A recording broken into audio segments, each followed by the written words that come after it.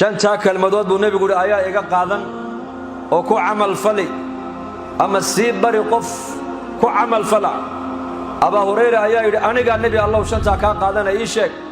مركب النبي يقول كبل أبا وحيري اتق المحارم تكون أعبد الناس وحي إلهي كا حرمي أردن كديرو أرزاقد حلالي حرام بك لا حي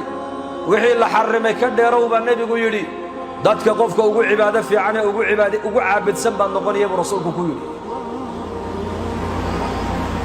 warda bima qasama Allah laka takun aghna an-nas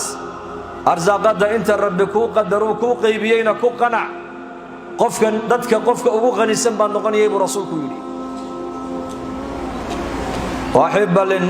wahibba lin-nas ma tuhibbu li nafsika takun muslima naftada waxa la jeceshahay dadka kale la jeclow qof muslima oo toosan baad markaa noqonayay naftaada waxa la jeceshahay dadka la jeclow muslim baad noqon wa ahsin ila jarika takun mu'mina jaarkaagana wanaag u sameey buu nabigu yiri oo wanaaji oo hadal wanaagsan kula hadal oo dhaqan wanaagsan kula dhaqan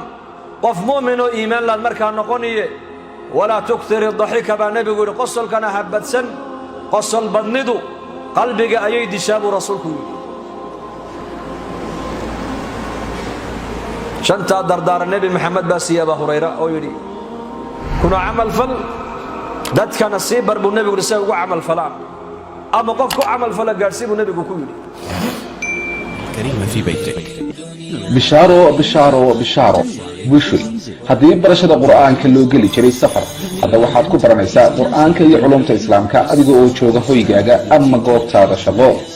dugsiga online-ka ee barashada quraanka iyo culumta islaamka duruusta sida taxanaha u bixinayo waxa kamid ah barashada quraanka iyo higaada culumta shariicada tarbiyada ubadka iyo luqadda carabiga